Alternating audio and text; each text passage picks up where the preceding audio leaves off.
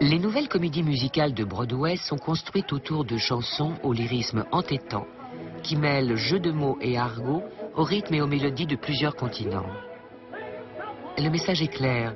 Être américain signifie être issu d'un brassage, d'un mélange qui emprunte à différentes influences pour créer de nouvelles formes.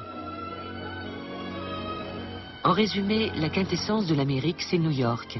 C'est là qu'un incessant processus d'immigration et de transplantation est à l'œuvre depuis plus de 300 ans.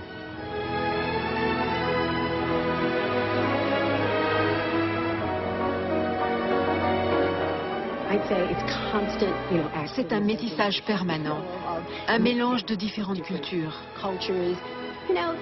On peut prendre le sang comme métaphore. C'est mon sang dans vos veines, mon discours dans votre bouche, mes gestes réinterprétés par votre corps. C'est ça l'Amérique. C'est ce que Randolph Bourne appelait l'Amérique transnationale. Moi, je parlerais plutôt d'expansion perpétuelle du métissage.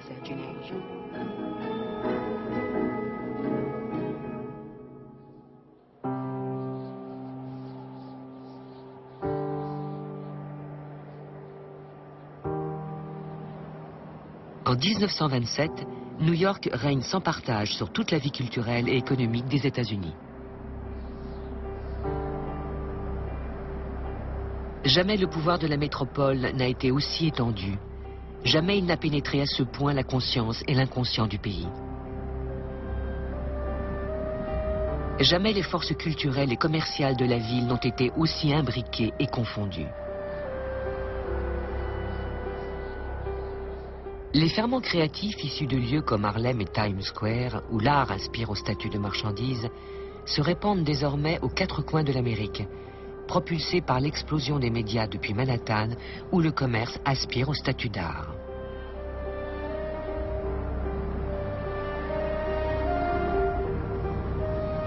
Its magazines go everywhere, standardizing ideas. Its slang invades the remotest recesses, standardizing speech. Its melodies are in every home, standardizing entertainment. The very thought of Broadway, the main street of all America, thrills millions who are scattered far and wide. Collinson Home.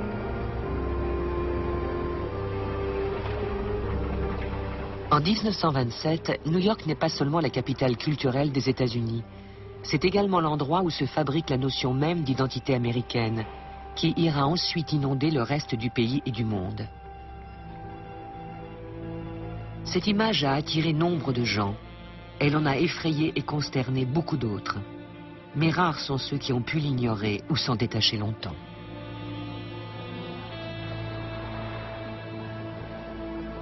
By 1927, the tempo of the city had changed sharply.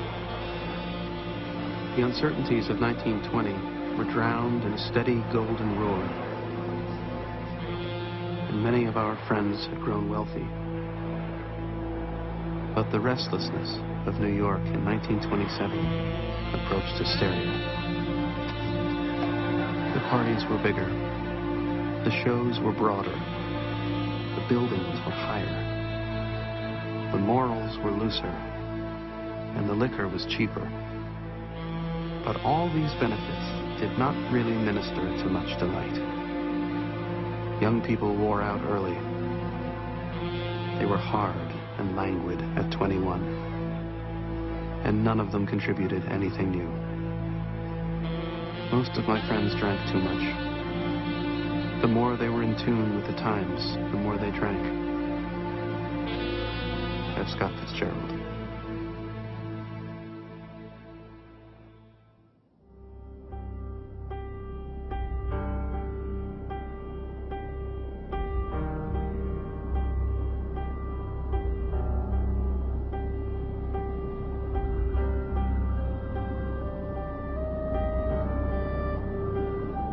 Les deux événements qui vont marquer la fin des années 20, la flambée boursière et la guerre des gratte-ciel, constitueront un tournant sans précédent dans la vie de la métropole.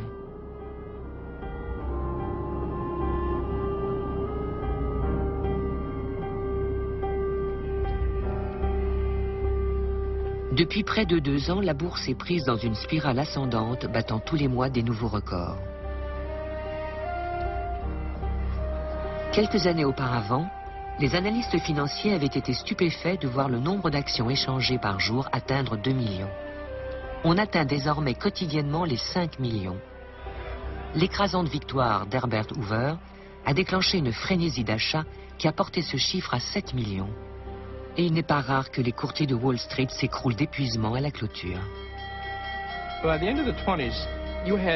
À la fin des années 20, il s'est produit un phénomène classique lié aux cycles économiques. On sait qu'au début d'un boom, les capitaux sont investis dans la production de biens marchands. Ces biens sont vendus, vous récupérez vos profits et vous les réinvestissez pour augmenter la production. Mais à la fin des années 20, il y a un ralentissement. Les ventes de marchandises et notamment d'automobiles ont culminé en 26-27. Il apparaît donc de moins en moins judicieux de continuer à investir dans la production de biens marchands. Du coup, les capitaux vont dans 2 directions. La première, c'est la spéculation, qui a alimenté ce gigantesque tourbillon d'échanges et a fait flamber les cours de la bourse. Et la deuxième, c'est l'immobilier. Les capitaux se sont donc massivement investis dans l'immobilier de bureau, indépendamment de toute prévision rationnelle concernant la progression des affaires. Et une fois que cette dynamique est enclenchée, elle est quasiment impossible à arrêter. À la fin du mois d'août 1927, les courtiers prêtent couramment aux petits investisseurs plus des 2/3 de la valeur nominale des actions qu'ils achètent. Plus de 8,5 milliards de dollars ont été ainsi prêtés, soit plus que l'ensemble des liquidités en circulation dans tous les États-Unis. Pendant ce temps, les édifices culminent à des hauteurs encore plus vertigineuses.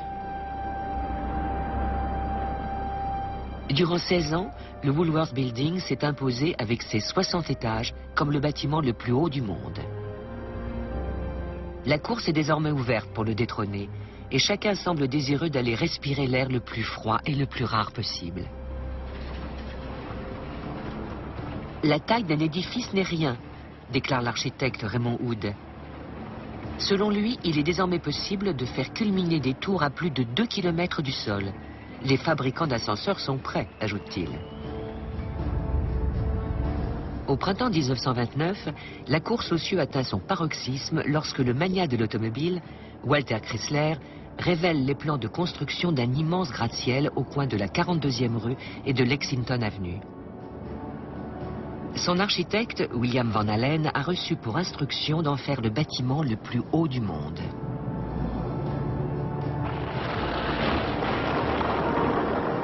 Ce dernier a à peine commencé les travaux que son ancien associé et désormais plus féroce ennemi, Craig Severance, se lance lui aussi dans la construction d'un édifice concurrent à 80 rues de là, pour le compte de la Bank of the Manhattan Company sur Wall Street. Les paris sont ouverts. Mois après mois, les 2 architectes s'affrontent, chacun modifiant ses plans en cours de construction pour rester devant son rival. Par temps clair, les ouvriers peuvent observer leur progression mutuelle à 6 km de distance.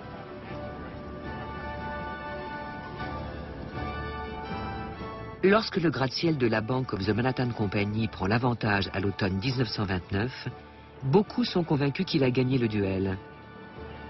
Craig Severance a d'abord ajouté une lanterne, puis un toit de 10 étages coiffé d'un mât de 15 mètres pour devancer une bonne fois pour toutes son adversaire. Mais le Chrysler Building n'a pas dit son dernier mot. Comme Severance est persuadé que son gratte-ciel est le plus haut, Van Allen construit une flèche en monel, l'un des premiers aciers inoxydables, à l'intérieur du toit. Et à la dernière minute, cette flèche est poussée de l'intérieur jusqu'au sommet du bâtiment, ce qui le rend plus haut que celui de son ancien associé.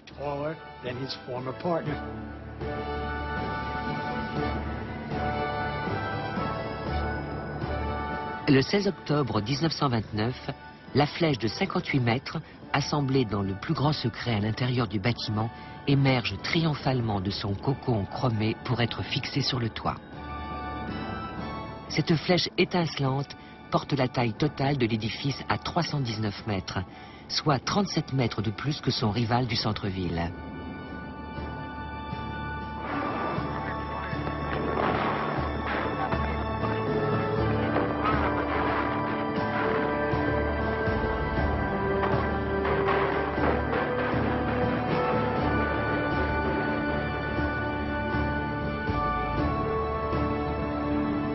Avec ses avant-toits gothiques, ses frises automobiles et ses gargouilles en acier inoxydable rappelant les ornements de la Chrysler 1929, la majestueuse tour de 77 étages dépasse désormais le Woolworth Building, la Bank of the Manhattan Company et la Tour Eiffel. C'est incontestablement le plus haut bâtiment du monde, pour l'instant.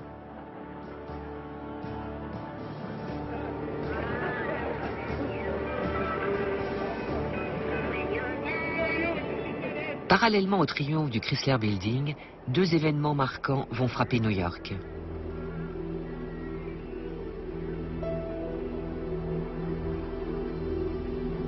Le premier va plonger la ville dans les abîmes les plus sombres de son histoire et mettre un terme brutal à une décennie de spéculation effrénée.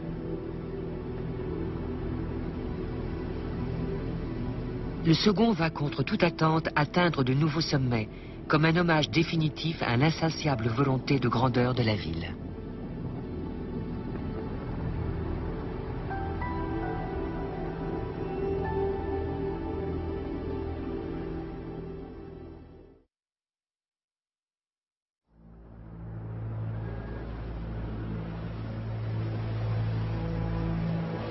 De sinistres rumeurs courent durant tout l'été 1929. Depuis des mois, le chômage est en augmentation. Les ventes d'automobiles et le chiffre d'affaires des grands magasins se sont effondrés.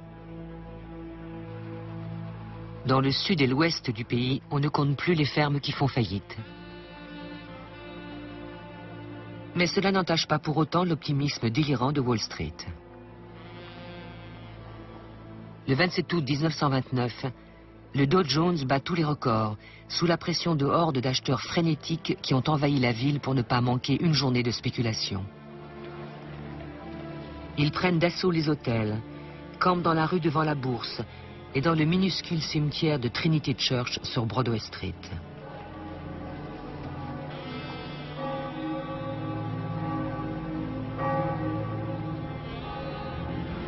What caused the crash of 29?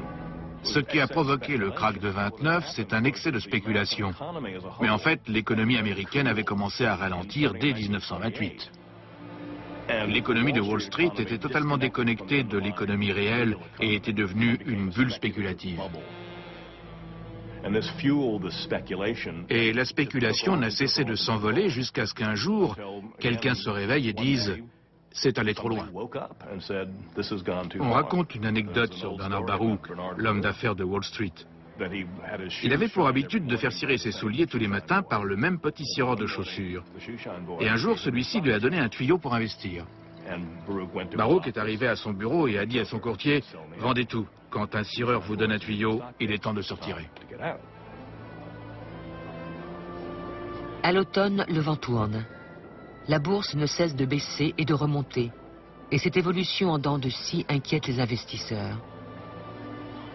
En septembre, un économiste du nom de Roger Babson provoque une vague de panique à Wall Street en annonçant que tôt ou tard, un krach va se produire et qu'il pourrait être monumental.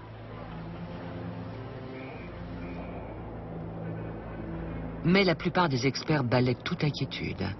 L'un d'entre eux déclare même « Les cours semblent avoir atteint un palier perpétuellement élevé ». Mais c'est d'en bas que viendra le séisme. Le mercredi 23 octobre 1929, les premières vagues de vente font chuter le prix des valeurs refuges comme Westinghouse et General Electric. Le lendemain matin, la peur se transforme en panique et les courtiers commencent à vendre précipitamment leurs titres pour couvrir leurs emprunts.